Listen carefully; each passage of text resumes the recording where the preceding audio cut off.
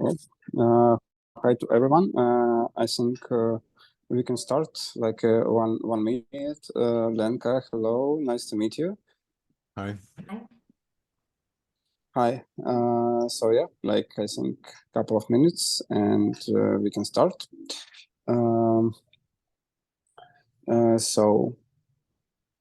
So yeah, just wait some more participants, and yeah. Okay. So can you check? Can you check please? Can you share your presentation? Just this technical moment, and we can start actually. Yeah, great. I see everything is fine. Nice. Thank you. Okay. So hello to everyone. Today we start our online seminar. So this seminar is under the project Education for Sustainable Development, Transfer before Experience for Ukrainians Recovery. And this project is implemented by Ukraine and 3 countries of Visegrad Group, which is Poland, Czech Republic, and Slovakia. And aim of this project to establish communication and exchange of experience, knowledge, and the best practices of the V4 countries, and that we can implement in Ukraine. And today we have a seminar in communication on climate changes, and also I want to remind you that we will have a winter session of Carpathian School, and we already sent information about it. So please register for the Carpathian School. We also will make updates, and the deadline for registration is the 2nd of February. So yeah, you still have time, but please don't make it in the last. Yeah, register right now. We are waiting for your registrations, and. So the structure of the seminars will be opening remarks, which is right now. Yeah. Then I will give a stage to Lenka and other speakers, and then we will go to Q&A session. Also, Lenka have some interactive questions. We will send it in a chat, so please follow up the chat and take a look there, because it will be some questions. I also will send these questionnaires to our Telegram group, and yeah, I think we can start. So Lenka, please, nice to meet you, and have a nice seminar. Thank you very much. First of all, I would like to say that I'm very pleased to be a part of this project, because it's very close to my focus on my research as well as lectures. So I would like to introduce myself first of all. My name is Lenka Dínер, and I'm a researcher and a lecturer at Trnava University at the Department of Sociology. And today, also with my colleague, Mártin Fero, I would like to present you, or we would like to present you some research we did and we are doing right now. We are doing in communication about scientific topics. I'm going to share my presentation.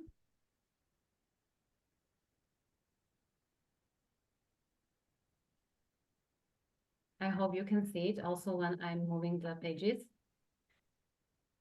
Okay, so the first presentation is about how to communicate about climate change. Our department, sociology department, started to focus on communication, or more on science communication in 2018, when my colleagues became a part of an international research group that was mapping the science communication in different scientific topics. And one of them was also climate change.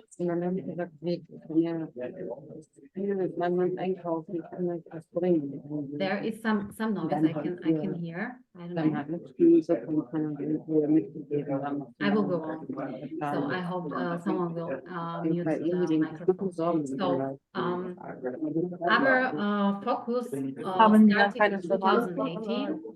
We were part of international projects focusing on science communication and perception of European citizens of science communication on different topics. One of them was climate change.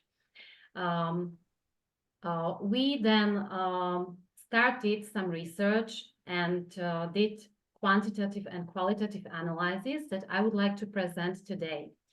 First of all, I would like to talk about climate change and social sciences. Social sciences are very interested in climate change because it's also the topic where we can see how people think about what the climate change is, if they agree with some statements, because climate change represents really one of the greatest challenges of 21st century, and often is perceived as a global problem. But the consequences of it can be seen more and more often on national, but also local level.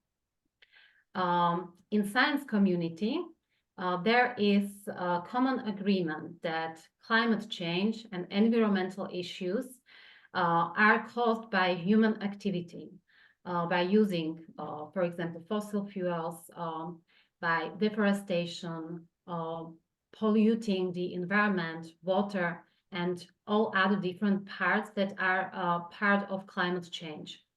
But in the social sciences, we are quite interested in what people think about climate change. We can see that the problem of climate change is not only a problem that can challenges our ecosystem, but also for social and cultural systems and economic development. And this is what is the interest of social sciences, what people think about climate change, if they agree with some statements, and if they can change also their behavior for mitigation or adaptation processes that are needed in this topic. There are many tools that we can use how to measure what people think about climate change, if they find it as a serious problem, and what consider to be most influential for their day-to-day life or everyday life. One of these tools is, for example, Eurobarometer survey. It's a survey that is measuring every 4 or 5 years citizens, European Union citizens' attitudes towards climate change and their active participation on some mitigation processes. From the last survey that was took in 2021, we can see that up to 93% of European citizens consider climate change to be a serious problem. We can also see that there is some shift in their behavior. 96 of respondents recently taken at least one specific activity to combat climate change. Most of the citizens confirmed that they regularly sort or recycle waste, or they are reducing the consumption of some disposable items, like plastic bags, for example. This is a quantitative study that is trying to bring some big data from every country of European Union and their citizens about their attitudes, what they think about climate change, if they agree with the scientific community. From this data, we can see, or this look quite positive and promising. But in the social sciences, we are asking, is this really enough? And to measure the attitudes in a more deep way, we have also some other tools, not only quantitative, they are gathering like big data, but also qualitative. It means that we can ask people, we can talk to them, we can interview them, we can do some group discussion and understand better what they think, what the climate change is, how it can influence them, and what they can do. If they believe they can do something, or they think that it's a way that system or some politicians should do or be more active in this. Because of this, we started to focus in more on communication of climate change issues or environmental issues, and specifically on science communication. And we were very interested what people think about science communication, if they really believe what scientists, experts told to public audience, if they know where to get the information, if they want to know something more about climate change or some environmental issues. And we started to focus more on the science communication. I would like to very shortly tell something what the science communication is. So science communication is a very important process of communicating the scientific knowledge to general public. It applies the model of the social communication of knowledge, which is a focus on the process of information transfer and social interaction. Science communication can be defined as the use of appropriate presentation skills, traditional and social media, using dialogue and social and scientific activities to create and support the awareness, interest, form opinions and attitudes, and spread new knowledge on scientific topics among the general public. We can see that also our day-to-day communication or the communication we are using is quite shifting. There are new technologies, there are new trends in communication. Also, our seminar is in a digital space. So this challenge of digital communication is also something what interests or influence the scientific communication. So the new communication trends therefore require the involvement of science communicators in new roles that not only approach the topic by presenting the scientific stories systematically, but mainly by using an interpretative approach.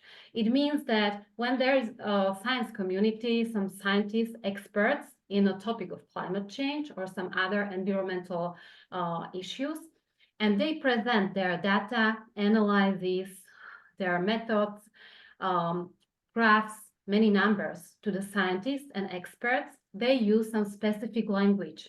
But if they present it to a public audience, to public citizens, they should understand much better what kind and way of communication to use for which part of society or public audience.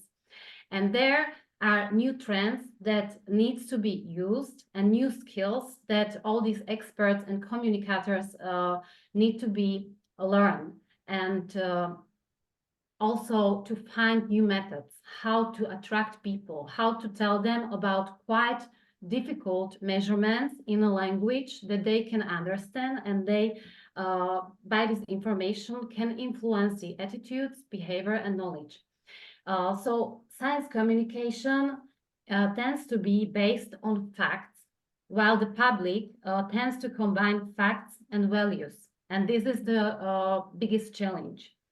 Science communicators are mainly scientific institutions, scientists, experts, or scientific journalists, or in the last few years, mostly public figures who have the opportunity to link the scientific knowledge with the general public due their impact on a public action.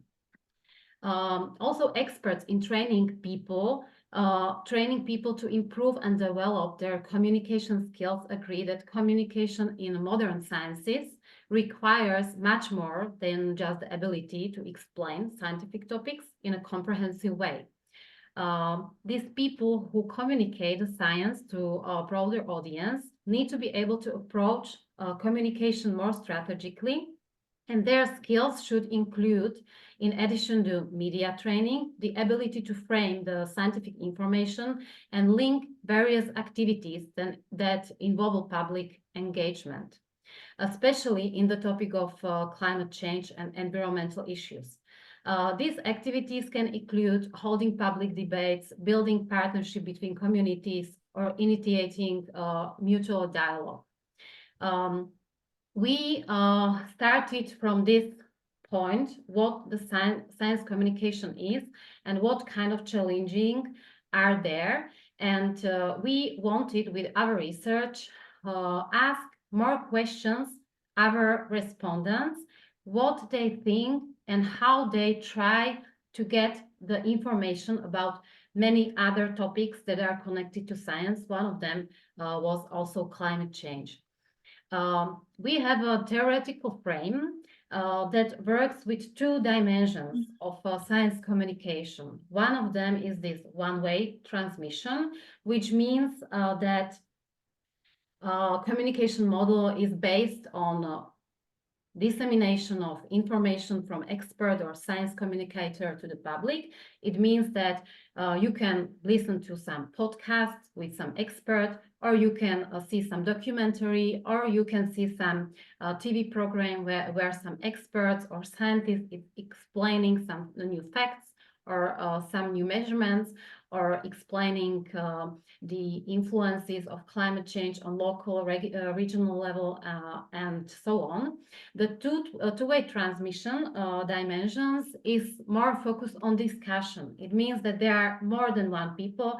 There are 2, 3 more experts or scientists that discuss between each other, and the audience is not passive, but can ask questions, can have some thoughts, can be someone who wants to know more deeply about the knowledge. So this was the theoretical frame from which we started our research. As I mentioned, we went with the qualitative method of public consultation. It was a part of EU Horizon program. The international research was there were 8 partners from 5 different countries, and every country has around 100 participants who came to one place in one day. They were separated into 10 groups with some moderator, and they discussed together several topics about how they gathered the information about climate change, what kind of source they use, who they trust, do they think that the climate change is a topic that is broadly discussed, or there is not enough information? Do they use traditional media or social media? So we discussed with them. There were, in Slovakia, I have this visualization, there were unfortunately not 100 but 99 people, but other countries, other 4 countries had around 105 or some more. So together, 5 countries, we have 500 citizens.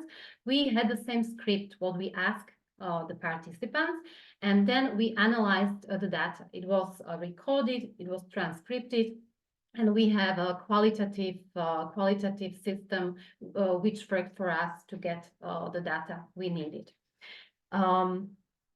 This public consultation brought some interesting information to us.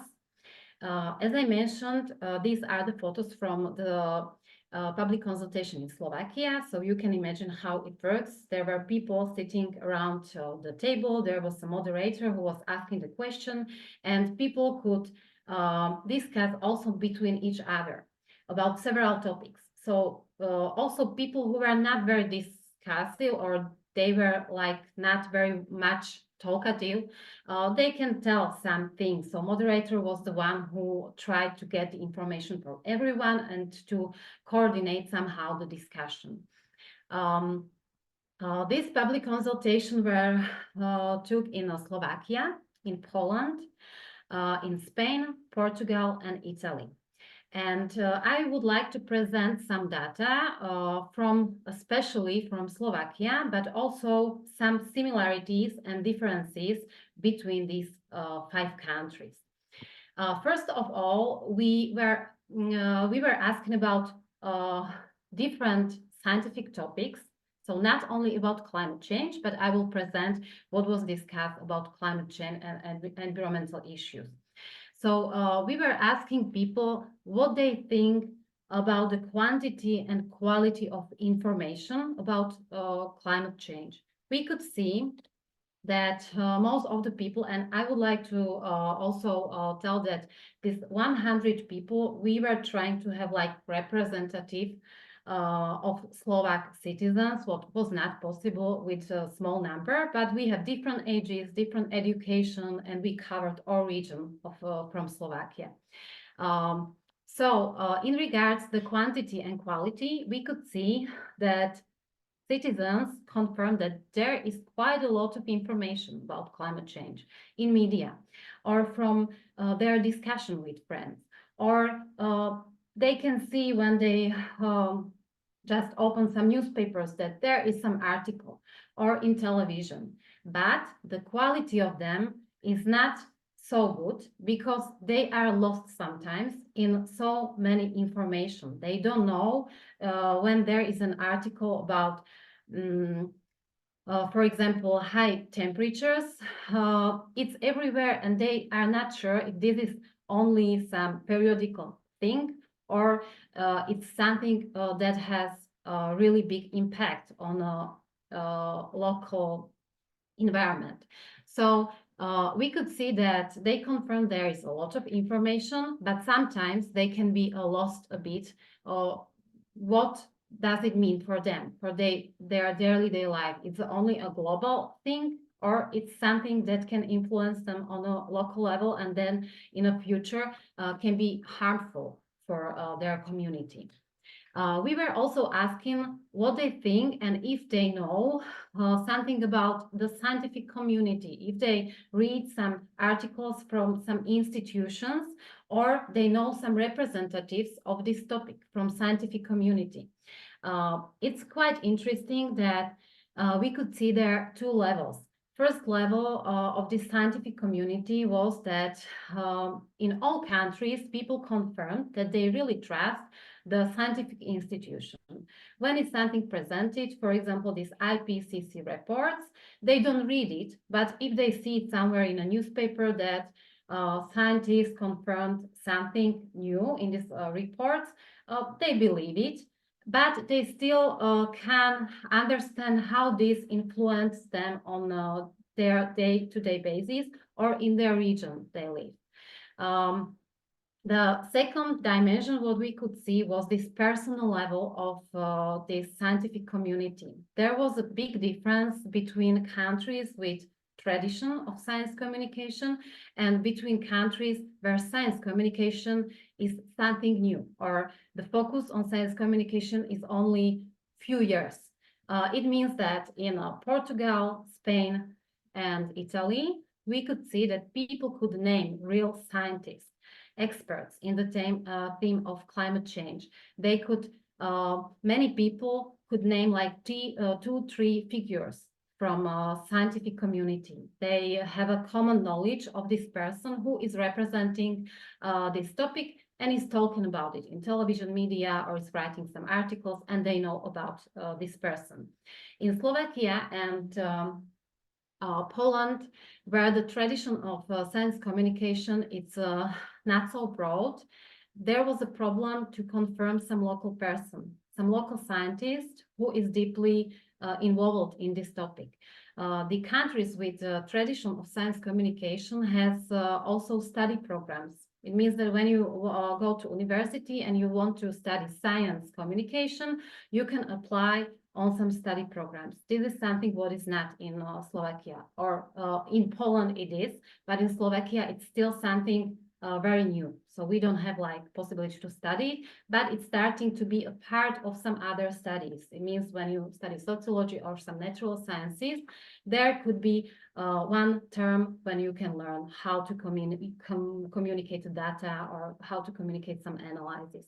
So this was very interesting that in our country was not possible to find some person who is representing from scientific community the topic of climate change. The difference was in asking about some public figures, not scientific communities, but public figures that they have in a mind that are connected with the topic of climate change. We could see that the communication strategies include popularization of scientific information on climate change among the general public.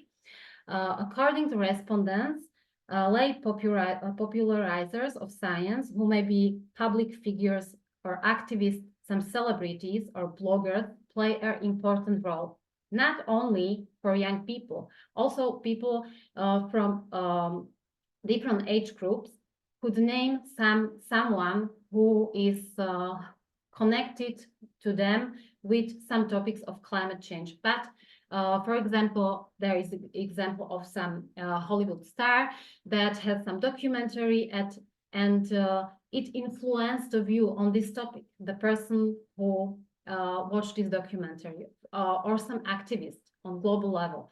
So this was quite interesting. We could see the common knowledge of these people who represent the topic of climate change or environmental issues, but not from scientific communities, that it's very important for people, the influence of this public figure. What we could see as an important source of information was also the education system. In all countries, and especially in Slovakia, citizens or other participants confirm that the level with education system points to proposals for improving science communication on climate change in the field of education, especially in primary and secondary education, as well as other education programs, which can also be offered to the general public. So many people mentioned that I remember my teacher who first time told me about climate change or some environmental issues and show us how we can in our day-to-day life separate, or how we can get to the water and then water the flowers or trees in our community. So education and especially some specific teachers were very much specific figures that connected with our respondents in the topic of climate change. In regards to sources, it's very we ask what kind of sources do you use. In regards of the sources, we could see that there's a shift from the traditional media to social media. Many people use social media to get the information, but there is for them challenging to saw the source, like who wrote this article or this statement, who is the author of the statement. So they use more social media, but they don't trust them as much as to traditional media. If they see some article in a newspaper or some magazine, they tend to trust it much more than to some information in a social media. At the beginning of this presentation, I mentioned that we started with this theoretical frame of dimensions of science communication. According to our data, which we were analyzing, we found out that we could talk about 3 dimensions, not only 2 dimensions. There is this one-way communication. It means the same. It's the transfer of scientific information on climate change from the scientific community to the public and the media, whether traditional or digital, which play an important role for citizens. It means that you are listening some radio or you are watching some TV where some scientist or some journalist is talking about environmental issues. In our case, the respondents confirmed the importance of traditional media in one-way scientific communication. So traditional media, especially some documentaries on television, are quite important, and they really trust them, or on radio when there is some like interview with someone, some scientific, someone from scientific community or some experts. At the same time, however, respondents reflect the growing importance also of digital media in the field of climate change in this one-way communication. They confirm that the possibilities social networks provide for the dissemination of scientific information, especially lectures and seminars from scientists and science communicators, which enable the participation of the general public in the online environment. They told us that it's very good tool to have this digital environment, because sometimes you can attend some workshop or some class online where is some experts talking about things. You would not have this possibility to travel somewhere, but you can join online, and this is this one-way communication that is something new and some new kind or trend of communication that can be used, and more people can join that would not join in offline world. Then this second dimension is a dialogue. Is a part of science communication on climate change, which plays a key role in creating an environment for mutual discussion between scientific community and the general public. This means that you can attend some workshop or you can attend some discussion where are more scientists, and you can ask questions. You can be a part of these thoughts and discussion, and you can get some explanation of topics that you are really interested in. This type of science communication means that in a case of the communication dimension of the dialogue, the respondents confirmed in particular the importance of educational initiatives, that education should work like this, like dialogue.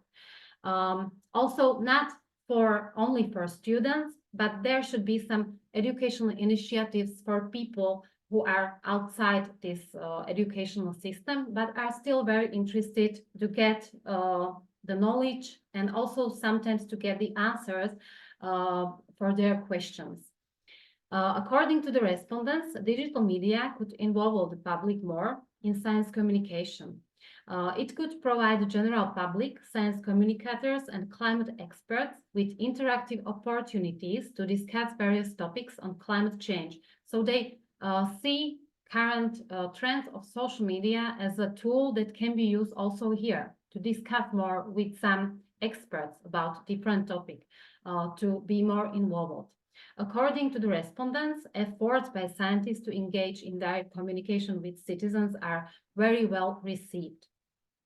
And the third dimensions, which we find out is very important, especially in climate change, and to understand how these environmental issues influence everyday life on local level, is participatory communication. We could see in all 5 countries that this is something that can shift the conversation about different topic to more active role of citizenship. The participatory dimension also pointed to the interest of some respondents to be part of solutions that are focused on climate change. This is an addition to opportunity to participate in possible proposals for changing everyday life, especially at the local and community levels, to address the climate change. The respondents confirmed the need for mutual cooperation between local governments and citizens to find appropriate solutions to mitigate climate change. So we could see that different topics which we discussed, and we discussed, for example, alternative medicine, GMO, vaccines, and other scientific topics, there was not so much need for this active participation, but climate change is something what people find out that could be or it's presented as something that really influenced their lives. So it's something what should be connected with this active participation to finding the solutions. So the participatory communication brought us also to the topic of citizen science. It means that if we want people to understand better what are the influences of climate change and environmental issues on a local level, and how they influence their community and what they could actively do, the citizen science can be an answer. It's activity that involves the public in scientific research and has the potential to bring together science, policymakers, and society in an impactful way. Also, during our public consultation, we could see that this activity where we were asking the participants what they think should, because we asked them about their sources, how they use them, do they trust them, if they see something, are they trying to find out who is the author? Do they believe this author or this magazine or this newspaper? So we could see that if they told us that they have this experience, that they were involved in some activities, and it could be something simple like picking up some garbage from the environment where they live, they felt that they were involved in this activity. And it could shift also not only their knowledge that this is good because we don't want to have a pollution environment, but we are doing also something active and we are discussing together. So this could shift also their behavior. So the citizen science means that people can participate in many stages of the scientific processes.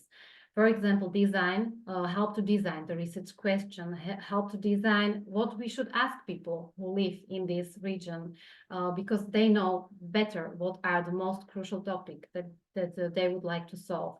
Or they could help with data collection. It means that we can ask, please, participate by asking your neighbors what they think about this topic, how they can actively participate to revitalize some urban space or something similar. Also, volunteer mapping what is the perception, what is the atmosphere in the community to make some changes, or help with data interpretation if someone is very good in digital presentations, someone can create some poster about some activity we plan to do, for example, picking up this garbage, or to do some water collection in our community, or dissemination of the results. It's something what is quite time consuming because you need to talk to the people how to do it in a best way. But when they can see the connection between the scientist or expert that is trying to explain them how to do it in a better way, they can be more involved in the activity. So this research brought us also to some other topics that we wanted to cover, and this science communication is now starting to be a bigger topic also at our education system. This is something what I'm going to talk a bit later. Now, I would like to ask you also 2 questions. I will stop sharing and I will add to the chat 2 questions. And please, it's very easy. I will also share it. Please answer. One of the question is asking about the sources. Which kind of sources do you use when you want to have some information about climate change? And the second question is about some concrete figures or people or representatives of the topic of climate change, who you get the information or who influenced you the most in your knowledge you have right now. So the first one, so I will share it now.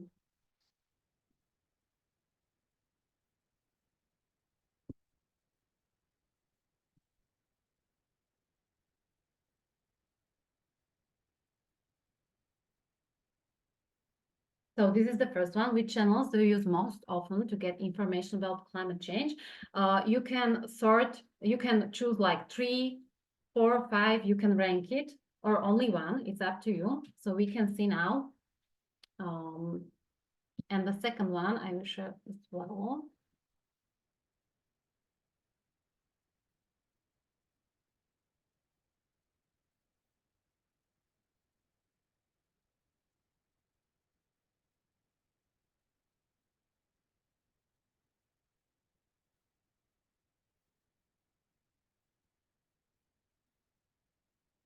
The second one is asking who had the biggest impact on shaping your views about climate change. You have time to answer because I would like to ask my colleague now to present his part of our additional research we did with this international team, and we can then see the answers together.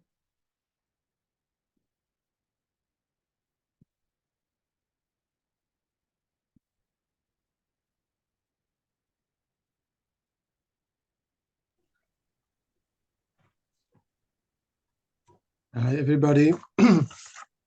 Okay, I prepare another presentation, so I try to share my screen.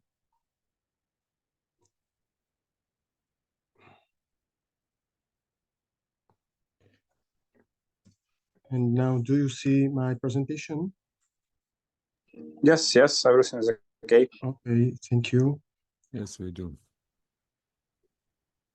Okay. Hi. As Lenka mentioned, I am also a senior lecturer at the university and her colleague, and I would like to present you another concrete concrete project on which we participated and which we are developed. This project is not only scientific, it's mainly educational. So we can see that this project is funded by European Commission and it's focusing on 3 main items: knowledge, beliefs, and participation. This project was developed in 5 countries: Italy, Portugal, Spain, Germany, and Slovakia, and contained this and other institutions which participated on this project, not only to develop, but also to create technical support and educational channels to share these possibilities of testing and developed knowledge of young people and students in these countries. Then for the PERSIS platform, to measure knowledge, beliefs, and perceptions, it's not really main objective. That was the developed ICT tool as an open resource for teacher, activist created for students which could participate and which participate in project activities called science camps. This science camps was focusing on these 4 themes. You can see it, but today I speak mainly about climate change, about this theme. For measure this effect, we measuring indicators, asking these questions. For knowledge, we ask this question: if we focusing on climate change, for knowledge, how well informed are you about climate change? And another for measure participation of young students, we ask them, is climate change already affecting our daily life?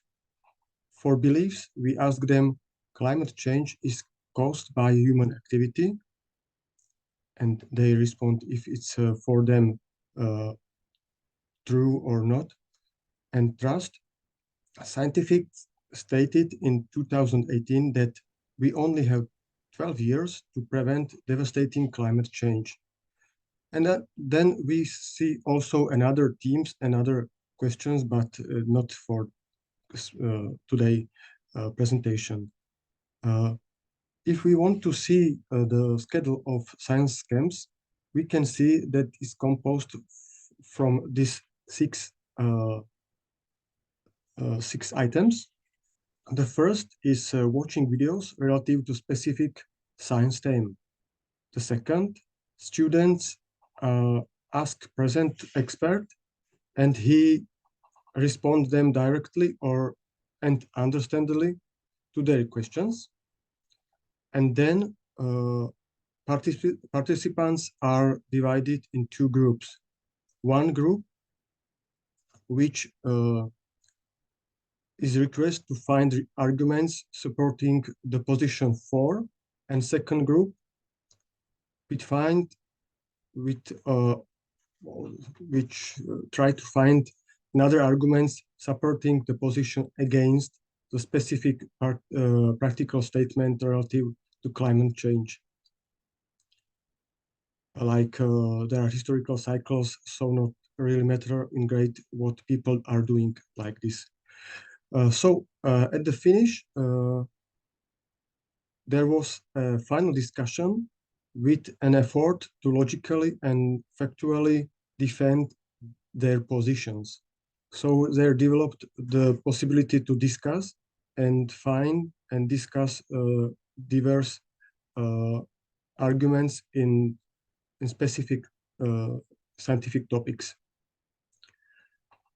What we can also see, and I want to headline it, is that all students see these specific ideas, and also that on all science camps were present an expert to discuss with these young people, and also to speak them and make clear some topics in this fields.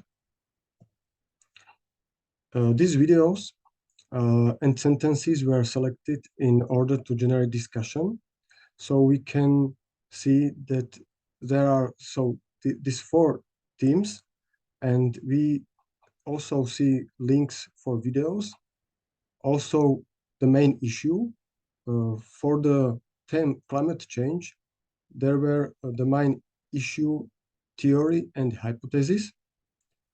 So it's like to find pro and against, and how we can something testing and to reach some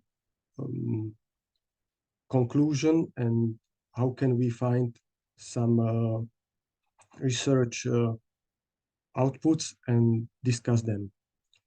And there were, as also I mentioned, students discuss this statement, finding arguments for and against. And this statement was: existing climate models should guide structural political decisions about climate change migrations. In our Slovak science camps, where participate 104 students, and they were divided in these four groups. As another result of our project, we can see results and collected data.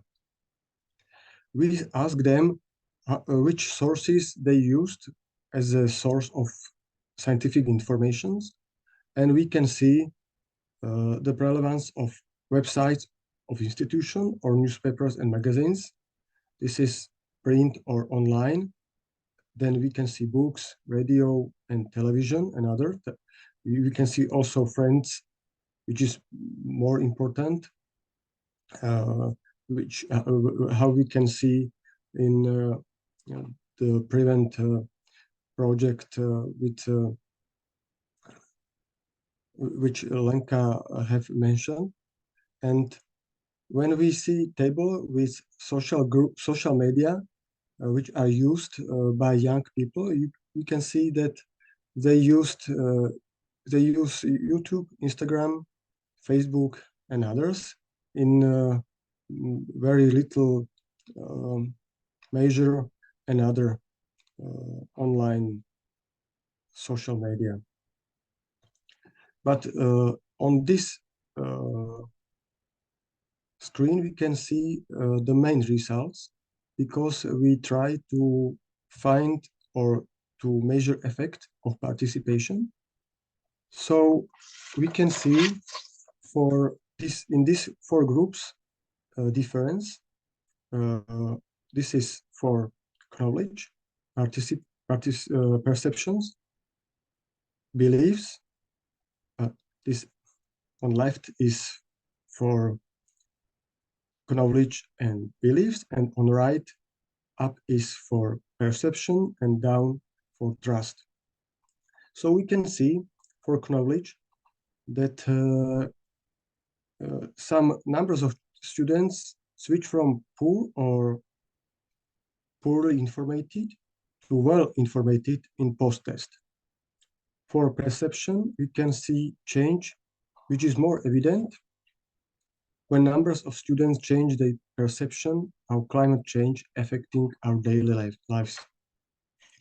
And then for beliefs, we could observe without greater changes.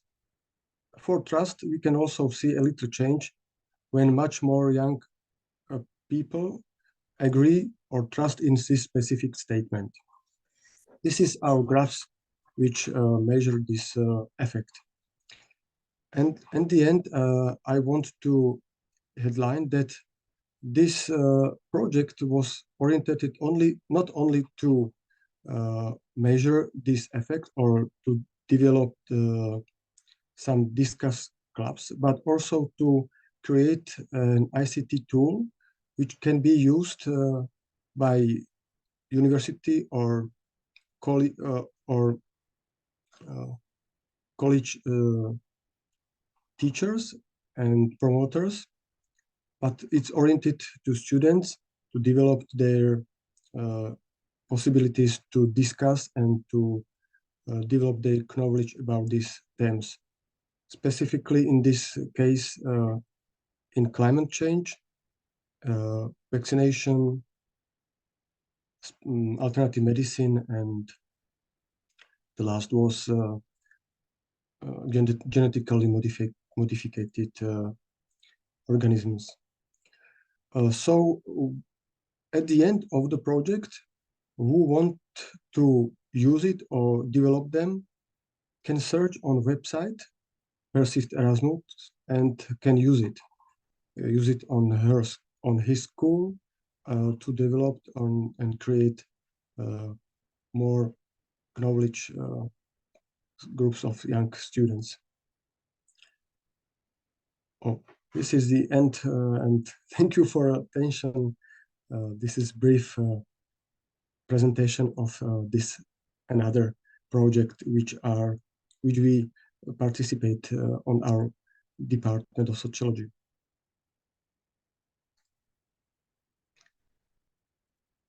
Thank you. Thank you. Thank you. Thank you, Martin. I will now share these links that where you could vote for these questions. There are not so many answers, but we can see together what are the answers. But I cannot share right now, so you should. You can share. Okay. So Martin, you have to stop sharing. Yes. I will try to finish it.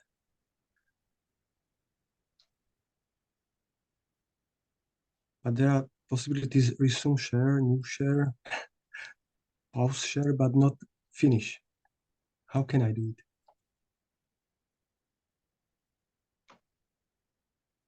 Okay, now. Okay, Thank you. now it works. Great. I'm Yes, sorry, yes. thank you. Thank you. So Everything I will good, now yeah. share- Yeah, I will now share this. Okay, result. now it's work, yeah, great. Yes, great. Thank you. So the question about which channels do you use most often to get information about climate change? We can see that most of you voted for books than YouTube. This is quite interesting that there is a mix of traditional and online media, Instagram, Facebook, magazines, newspapers, and podcasts. Not so much TV, radio. Okay. And the second.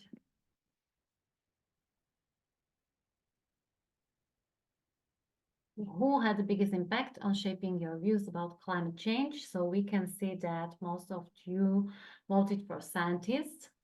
That's that's good information. And then there are three which has the same. So teachers, science popularizers, and social media influencers. Okay, great. Thank you very much. So now we know something about us. From where we are getting the information. I would like very shortly now talk about one more project. So these two topics, this science communication and public consultation, and then this educational system that we tested with university students was a part of an international project called Concise and Persist. It was a project on which we worked for 2-3 years, and then we analyzed the data and helped us also to shift our research and work on this topic, on environmental issues and the communication, not only science communication, but also the communication to the youngest generation or the pupils or students. I would like to share one link again with you. You can vote there during my presentation, and then we will look at it together. And this one is about the topic of environmental education. As we went through the science communication topic, we found out that it's also very important topic connected with education, because as we could see that the people who were or wanted to be more involved in a science communication or in information about climate change and environmental issues, they mentioned quite a lot how they were shaped by their education in a primary school, for example, in a positive or negative way. They talked that they had some teacher who brought them to this topic and showed them in a nature by like active experience, what does it mean when you get to the water and then you create some herbs garden or flower gardens near the school. And also there were many times mentioned that this was a pity that we didn't have anything like in our educational system, because they would be more active from younger age and more involved in this topic. So because of this, we started also to look more on how the communication about climate change and environmental education is produced or is learned at the primary school. This presentation is called Education for Sustainability Consciousness, and it is a part of our current active project we have right now. It's called Save Wetlands Together, on which we work together with Water for Climate with Ivan, who is probably also here from Slovakia, from Trnava. And I would like very shortly just to present some data we collected and what was our aim and is our aim to go on with this research. So we think, or environmental education in Slovakia is something what is not like compulsory subject in primary school. This is something what I'm also interested to know about Ukraine, if you have something similar, but we can then discuss. In our country, it's not compulsory, but environmental education is something that you should have as a part of some other subjects during first 7 classes. It means that on biology or physics or on some other subject, geography, you can be learned about the topic of climate change a bit. It's not something that has his own subject. During our research, we found out that this education or environmental education is very important also to form active citizenship or environmental citizenship. And this is something what should be created or started to be creating at a primary school in a primary education. Environmental citizenship represents active citizens who act as a participators of society to address the current environmental problem, prevent new ones, achieve sustainability, and bring healthy relationship with nature. It's active approach to our knowledge, attitudes and behavior. It's something which should be closed together. We find out that the education which should be supported or education that should support active citizenship should bring some new values. As I mentioned in the first presentation, the facts that are presented by science communication are in a public connected with their values. And if we want to shift the values for promoting the active citizenship towards protecting the environment, we have to create this active environmental awareness in educational system. On this project, we work with the Norwegian team, and they are very much ahead from us in this environmental education and active citizenship. This active citizenship, they told us that is something that should be in education created by student-centered education. It means that it's not only this one-way communication, as we could see, as one of this dimension, but it's also discussion, asking question, possibility to discuss several topics which are not bringing only the facts, but also possibility to see some other view.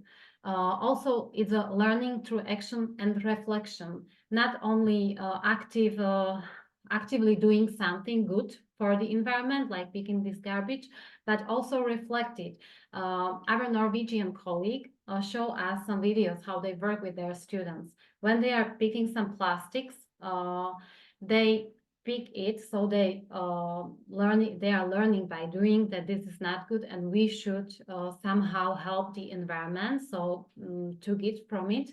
But they reflect it by doing some kind of arts from it. So this is the reflection of this activity. The active citizenship also is connected to some experience. It means that when you are learning about some topic, about how the water management is working in the nature, you should show it in the environment. You should bring the kids somewhere where you can show them how does this work, also this connection to nature. And very important, challenging the authority is this part of this participatory communication, that you are asking directly these authorities that are presenting you some knowledge, some questions. If they present that this is some healthy attitudes, you should ask them, if you present it, are you doing it as well? Or if you are talking us about separation, are you doing it as well? Or how we should bring it to our homes and things like that. So in regards of this topic of environmental education, we did research, or we work right now on some research that is focusing on what is the level of environmental education in primary schools. We are using this tool, this SCQ questionnaire, Sustainability Consciousness Questionnaire, that has 3 dimensions: knowledge, attitudes, and behavior. And we were in the first round testing 3 types of school. All 3 are primary schools. We focus on 6th graders, and all 3 schools are state schools. Here you can see that we also tested them like with pre and post test. We did the questionnaire that was focusing on this 3-dimension knowledge, attitudes, and behavior in the beginning of the year, of the teaching year. And then we test them with the same questionnaire after this year, where they did some activities connected to climate change, environmental knowledge, and similar. We did this in a 3 types of school. One of them you can see in elementary school 1. This school is normal, it's a state school in a small city where the knowledge about environment, climate change is only theoretical. They have it at their classes, they don't go anywhere outside. They are teaching it only on biology, sometimes geography, but not too much.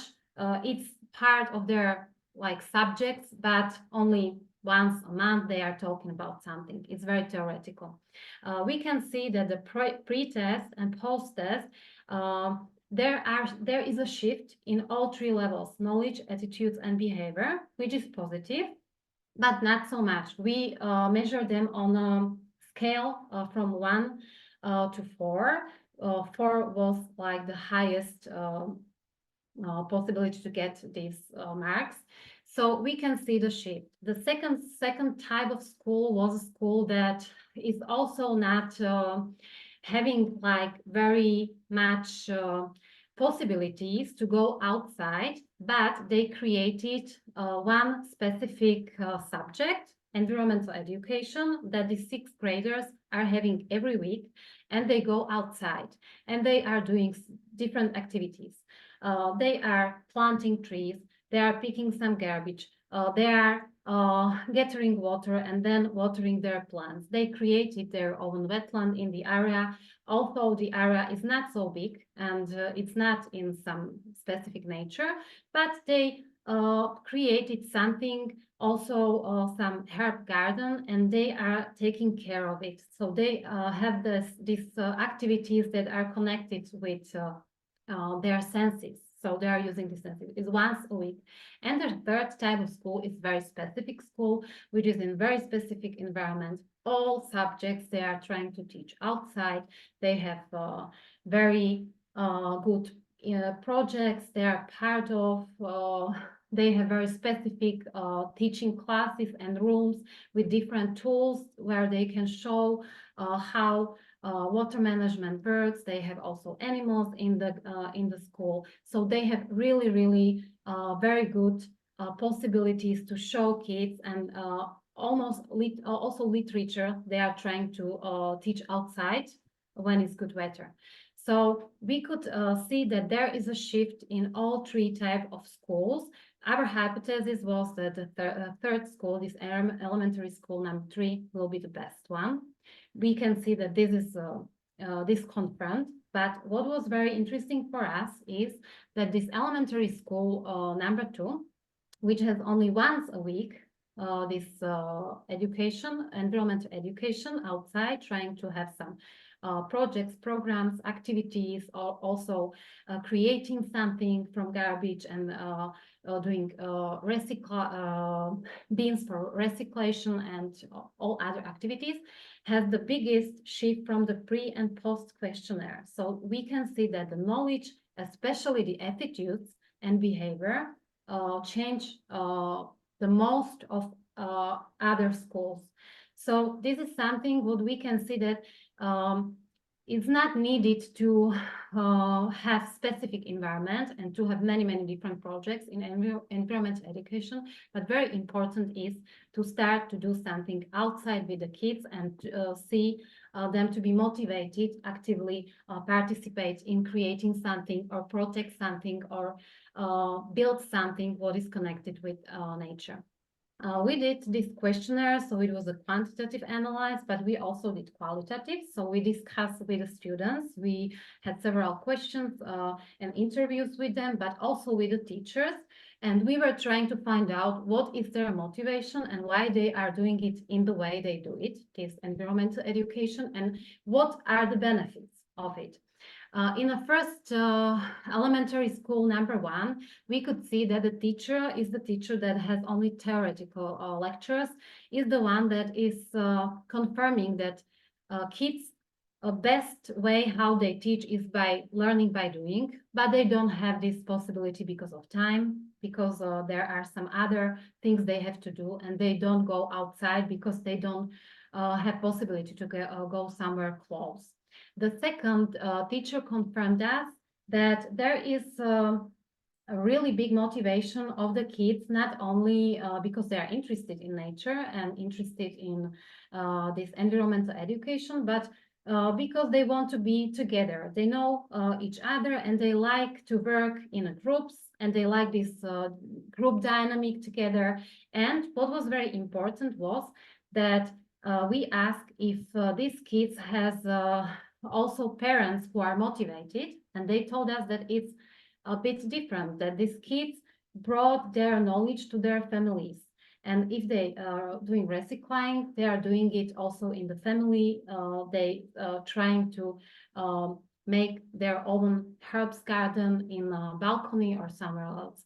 And the third type of school, there we could see this active citizenship. It was not only about this education by activities they are doing outside, but also other skills. Is this active shift to active citizenship, because the teachers confirmed us that this is not about developing their knowledge, that we have to protect the environment, but when they work in the groups and they are outside and they can solve some issues because they are very proactive here, they are learning also other skills. Through that direct experience from the teacher, children can acquire completely different skills, competencies, which they can further use. So this is the way of active citizenships as we know it from theoretical frame.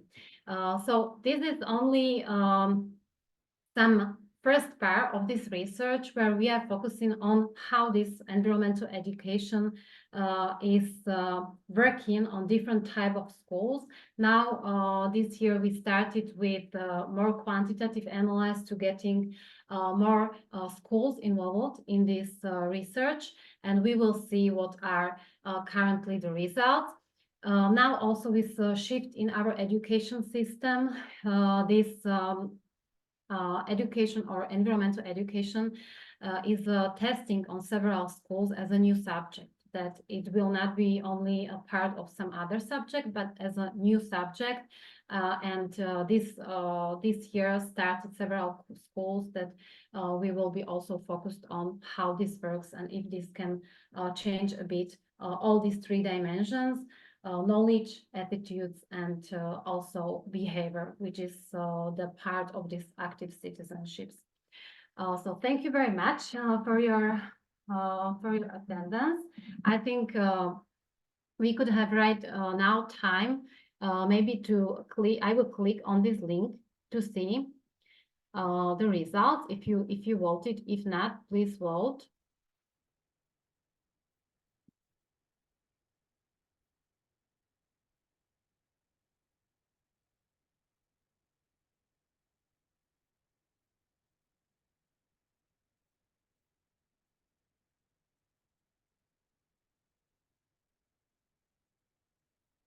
Okay, so still have time to vote. So what kind of environmental education did you experience during your studies is the question.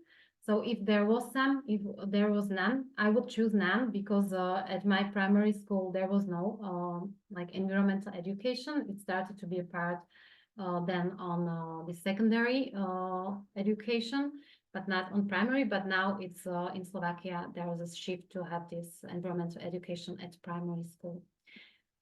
Okay, thank you very much. I will stop sharing, and I then can share the results of this voting if some more people will participate.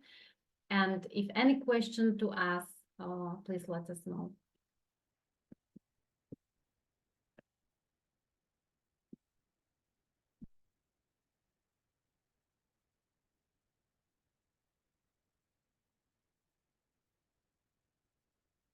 Okay, we have some questions in our chat.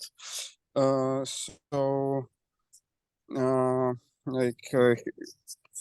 I can understand what is with my video. Ukrainian scientists have a low level of trust among Ukrainians. What would be your advice? This is quite a difficult question. I know, yeah. but please try to make some advice. Yes.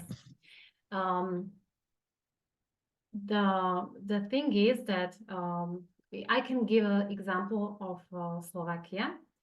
In our country, we have really low trust in institutions. Like when we measured it like a few years ago, also before COVID, during the COVID, after COVID, this influenced quite a lot. And now our institutions don't have such a big trust. But the positive thing is that scientific institutions still have, also in the last measurements we did. So I don't know how it is with other institutions in Ukraine. If you know, if the trust of other institutions is the same level as to scientific institution or not. Because this is something we can see here, that still the scientific institution has quite big trust. But during the COVID, this changed a bit to a lower level, because we have quite a lot of discussions here, and we have many people who didn't support vaccination. Also here in Slovakia, it was quite a big issue. But in a climate change, in a topic of climate change, there is a trust, really. So it's very, very difficult to give any advice, but I think this is very much connected to education system, and also to the science communication. I don't know if you have some like public figures who represents this topic that could people or like general public could identify as these who are the holder of this topic from scientists.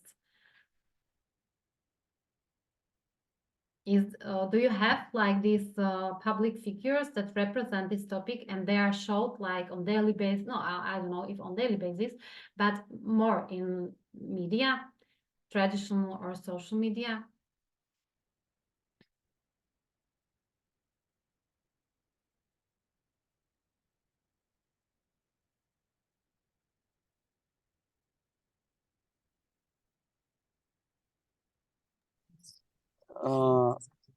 Yeah, and we have another question,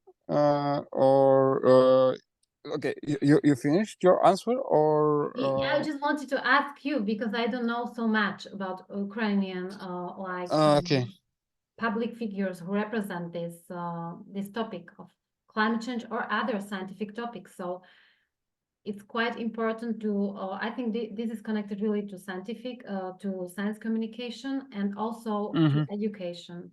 And maybe I would like to ask as well about this education, if in your country it's this environmental education subject, or how do you have it in the primary schools?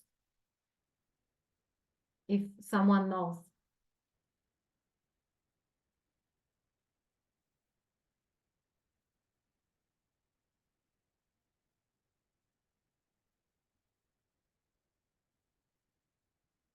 Ivan is writing. Yes, Ivan, you can tell as well that it's more discussion with the public.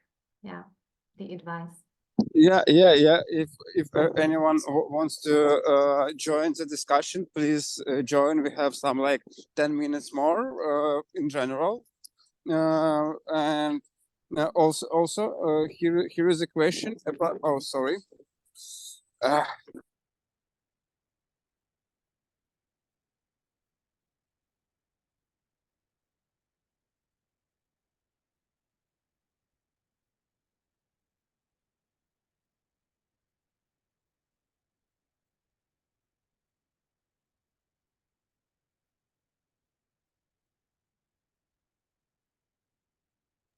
We have a question about scientific scams and what's the role of non-government organization during these scams. So yeah, it's also a question from the chat. I don't know if Martin would like to answer this question, but I can tell that if so, the question is if they participated on these camps, right? Right? Yeah. Their role, yes, in these camps, yes. Yes. Their role is quite important, of course, because also in our camps we ask or the part of this testing or these activities were some experts who were talking about climate change or about alternative medicine or other topics, scientific topics, and they could be also from these institutions or these NGOs. So to bring actively the topic to the audience, and there were discussion. Also, the students had the possibility to ask them several questions and make this interaction. So it's very important because the students can see what the activities are doing in these topics, all this organization or this institution. So the role of them is very important, and we also offered to come and discuss with the students, and it helped them to understand better. And sometimes also this type of institution, their science communication or the communication towards public is somehow more in line than from like formal institution, because they are more connected to the public because of their themes they are discussing. So the role is very important.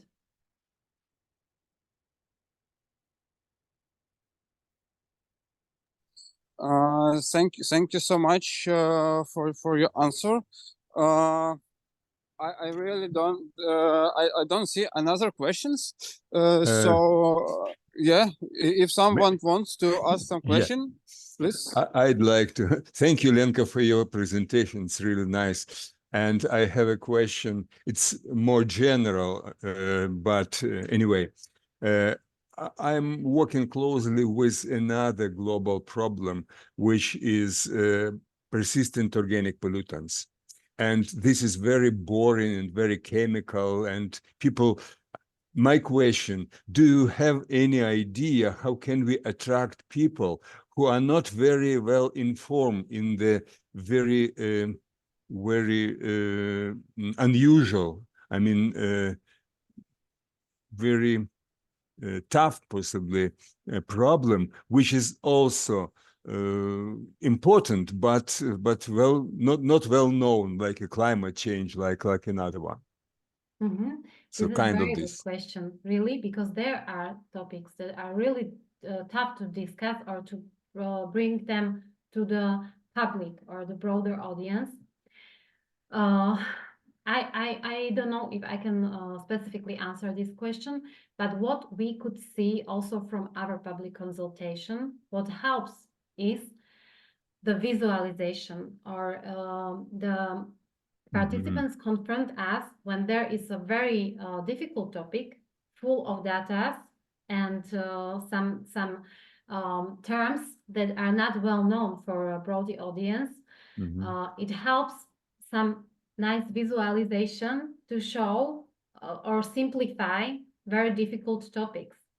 So this was something what we also are using sometimes when we are presenting our data or something, or it's something that can help to attract more. This visual aspect that is simplifying all these difficult data. That's only what I can tell Thank you. you. Thank you. It works really. I try to do that, but it's like my personal feeling that you need to show some pictures Yes, this or is exactly some... because experts who did with or work with this set of data, they have this feeling that they need to show them because they are important. These data or this all things connected, but it works. What is simple, it works much better for public. Yeah, so just I'm curious, but do you know something about dioxins in the environment? Because this is persistent organic pollutant. Yeah, not many information, because when I closely work with this climate change and all these things, so I would be really interested also to see some presentation of something like this that could be like attractive really for broader audience. Because they are closely linked specifically through the war, because war fires and another self-ignitions, they produce dioxins and they influence to the climate change. I'm sorry for No, it's very interesting. But I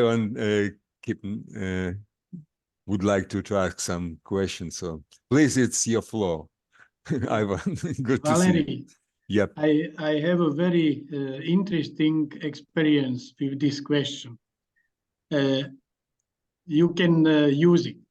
Please discuss this question with some artists, for example, painters. They are very specific imagination, and please ask them to create some picture which is able to explain this problem for public people. I tried this idea and it is very interesting. I have a very good opportunity, for example, from nuclear power plant and industry.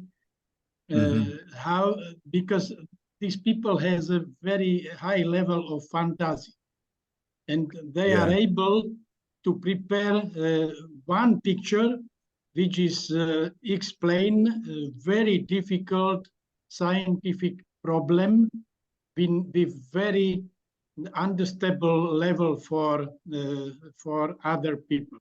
This is great approach. Thank you very much. I didn't realize that, but anyway, the artists should be well informed and possibly prepared to do that, because they has no a great idea of the problem. So they need to be. This is the first step. Is organized discussion between young scientists and young artists about this problem. I will ask my colleague Mykola Bliznyuk, because he is very close to art and young students who produce kind of art. And we start from this point several years ago, but now it's time to expand and to work on this area. So thank you very much. It is very helpful. Valery Petrovich, thank you very much.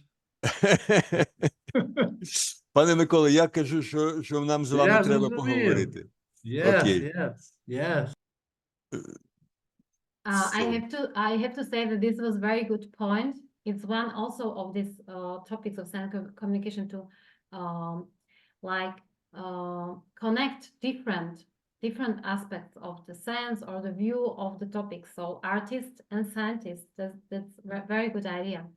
And I would like to say one more thing. There is the answer. I was giving this question, how it is in Ukraine with this primary education and environmental education. And Anna wrote that it was discussed in primary school during geography lessons. So it's probably similar as in Slovakia, that it's part of some subjects, not only one subject, environmental education in primary school. So thank you, Anna.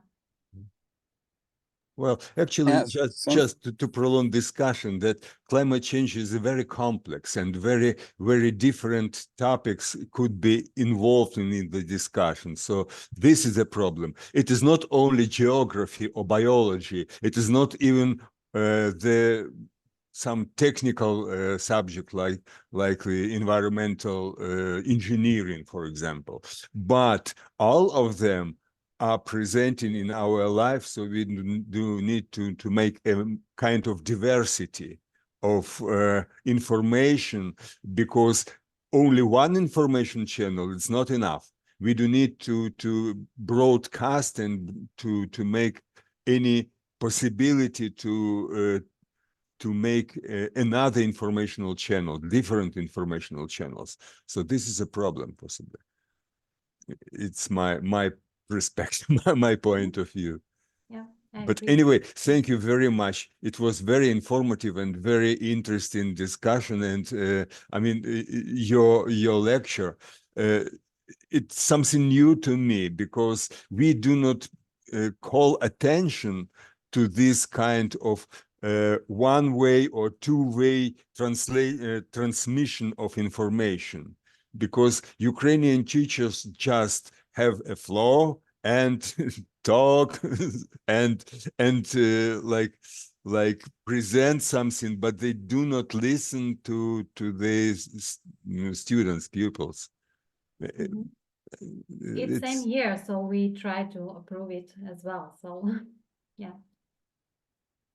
So thank you very much also for this discussion. Yeah, and you know, this is why we discussed the issue with Mykola several years ago and decided to expand our education in non-formal way, like a Carpathian school. Actually, this is why we are asking your assistance and your participation in the Carpathian school, because we expand. We are expecting to have more successful disperse of information among the students, among the teachers and local government officials, because they will attend the Carpathian school. So please do your best and try to connect with us and help us with informal education. The question is, the formal education sometimes is very limited, because the teacher could not get over the classes. They do not have enough time. They do not have enough experience, and they are not allowed to do some very specific, which does not insert into the program, into the formal program of biology, of geography, of physics, chemistry, and so on. It needs some diversification. Sorry. Yes, I agree. Yes, it's about these motivated teachers, who bring this topic and start their lectures in a different way, or try to ask their directors to have more time to do something else than only this formal education. So I see you are very motivated people, so we need your support to bring this knowledge to our Ukrainian communities. Thank you very much. Thank you. Thanks. Yeah, dear participants and dear lecturers, Lenka, thank you so much for, I don't know, I have some problems with my web camera, so I can see myself. Yeah, but still, it was very, very interesting presentation, and thank you for this questionnaire. It was also very interesting that you put this interactive part. Thank you so much for this. And also, I want to remind to all participants to apply for a Carpathian school, and as Mr. Valerie said, we very wait for you in the Carpathian school. So you have like 2 more weeks to apply for it. And yes, Thank you for your time. Thank you for your lecture, and we will finish this online seminar. And I hope I will see every one of you in a Carpathian school in the end of February. So we will send more information. Just wait for it. So have a nice evening and goodbye. Thank you very much and have a nice evening all. Goodbye. Bye. Bye bye. Thank you. Goodbye.